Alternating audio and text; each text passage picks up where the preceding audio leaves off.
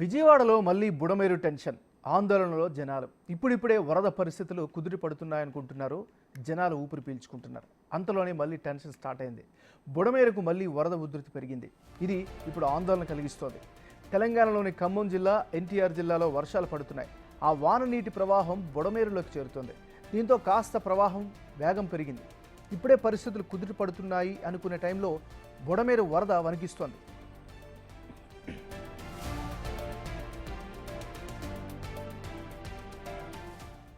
ఈసారి నగరంపై కాకుండా విజయవాడకి దిగువన పంట పొలాలను ముంచెత్తింది.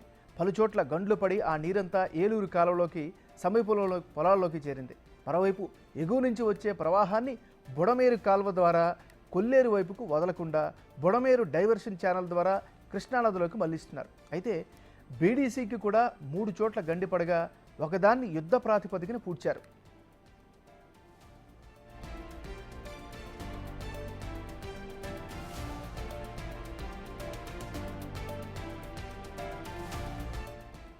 బుడమేరు డైవర్షన్ ఛానల్ దగ్గర 3 గండ్లు పడ్డాయి.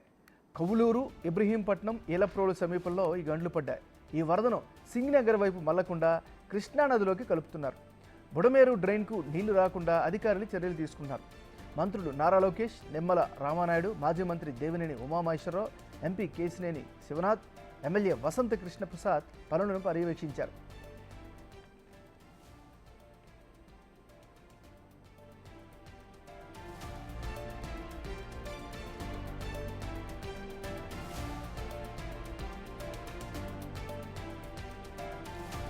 ఎట్టి పరిస్థితుల్లో మళ్ళీ బుడమేరు నీరు బెజవాడలోకి రాకుండా చర్యలు చేపట్టారు అధికారులు. కానీ ప్రకృతి, వరుణుడు సహకరిస్తేనే ఇది సాధ్యమవుతుంది అనే వాదనలు వినిపిస్తున్నాయి.